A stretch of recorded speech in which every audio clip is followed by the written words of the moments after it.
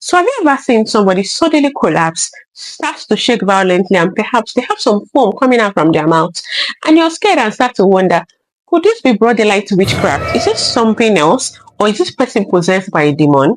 Now let's talk about this controversial topic, because what you think you know about it might be completely wrong. Now, epilepsy is a medical condition that affects millions of people all over the world, but we still see that it is grossly being misunderstood in a lot of Nigerian communities.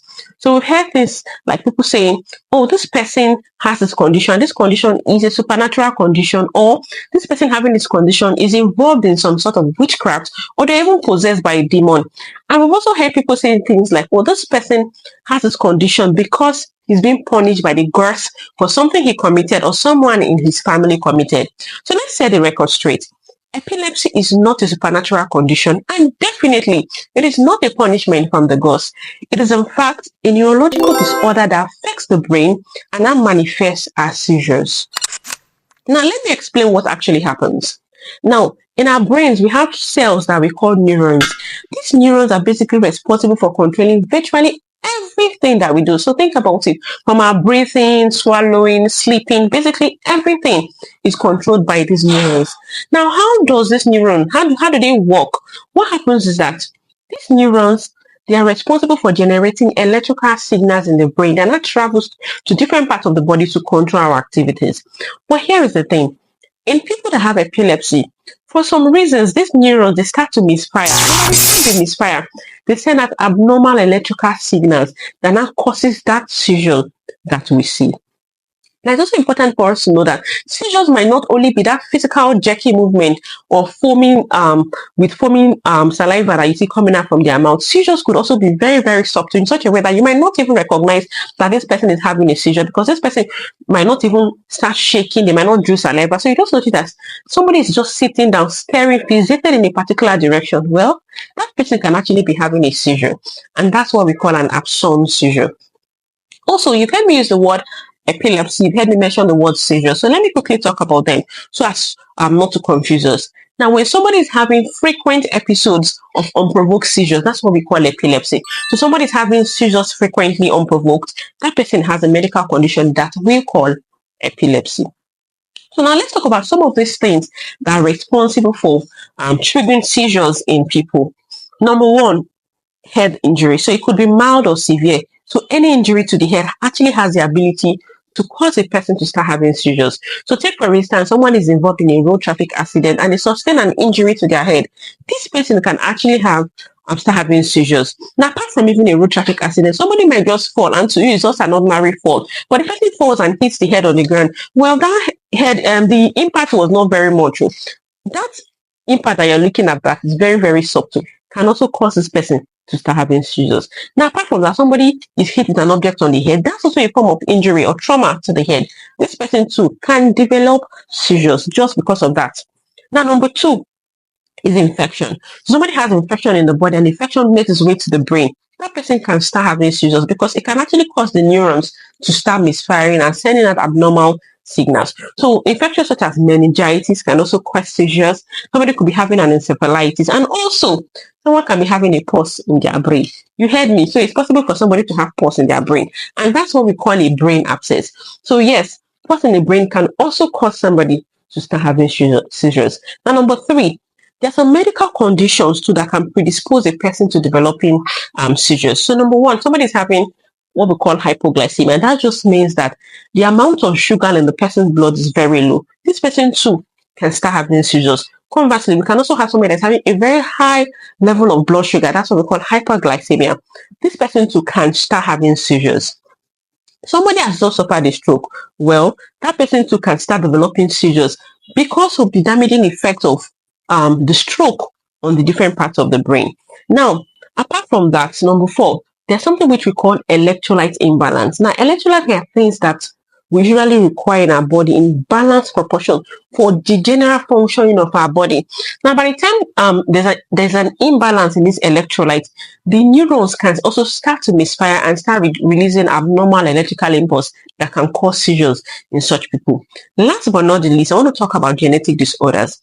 So there are some genetic disorders too that will predispose a person to start having seizures. Now, this is what Some people will say, oh, because if you look at it, this person's father had seizures, his father's brother's son had seizures, and his great-grandfather also have seizures. So this most likely might be that, oh, the ancestors sin and God is punishing them. Not at all. That's not what's going on. There is most likely a genetic disorder running in their family that is now increasing their risk or predisposing them sort of to developing seizures. So now that you know what seizures are and some of the things that can actually cause seizures in people, let's talk about ways in which you could be of help to somebody having a seizure. Now, number one, make sure the environment is kept clean. So when somebody is having a seizure, you want to remove any sharp object that can be a sort of injury to the person, stones, broken bottles and things like that, because by the time they are jerking and shaking, they might also now injure themselves with some of those things lying around. So you want to make sure the environment is kept clean when you're having a seizure. Number two, you want to ensure that you lie them on their side, not on their back. Now, the reason why we say do not lie them on their back is that by the time they lie on their back, they can choke. Don't forget, I would say some of them will start drooling saliva, having foam coming out from their mouth. If they are lying on their back, that saliva or the foam coming out can block their airways and then they choke. Now, apart from the foam blocking their airways, by the time you lie them on their back, some of them will be unconscious, so they might not be able to control their tongue, and their tongue will fall back and now block where air is supposed to pass. So this person too can choke. Number three, do not put anything in their mouth. I repeat, do not put anything in their mouth.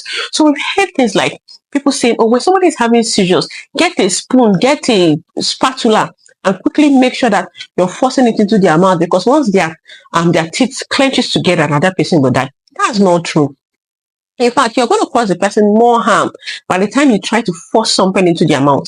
Don't forget that this person is not still. This person might be shaking, and you're trying to force in an object into their mouth. So you can even further cause injury on their face. For some people, you might even now cause broken teeth for them, and these teeth now cannot even get into their airways and cause further problems to them. Now, apart from that, we've also heard people saying, oh, when somebody is having a seizure, quickly put one of their legs, their hands into the fire. So by the time they feel that pain, they quickly wake up from the seizure they're having. That shock or that pain you're causing the person will not wake the person up from the seizure or will not make the episode shorter. So stop it. In fact, what you're going to do for that person, they're going to cause more problems for this person, because definitely that episode of seizure the person is having will elapse. And by the time the person is now conscious, the person has Bond's injury to deal with. Another thing which people do and which should be avoided is putting of things into the eyes of people having seizures. So we've heard people say when somebody is having a seizure, if you have pepper, quickly rub it on their eyes, or if you have onions, squeeze into their eyes. That's a wrong practice. The person would wake up, the person would stop having a seizure to wake up from the episode of seizures they are having and now have to deal with problems of affecting their sight. So once again, do not put anything into the eyes of somebody having seizures. Doctor, you said do not do this, do not do this, do not do this. What then should we do? I've said it before. Ensure that the environment is clean. Ensure that you lie them on their side, and then just wait gently with them. Most episodes of seizures will elapse within 5 minutes. After the seizures are elapsed, you can now take this person to the nearest hospital where they will be properly evaluated and given the medical attention that they need. So if you or anyone you know is having frequent seizures, please do not wait. Act now. Get tested, see a medical professional, and then so that you can actually be given the proper medical attention that you need. So if you've heard any of these myths that I talked about, drop it in the comment section. I'll see you in the next video. For now, bye.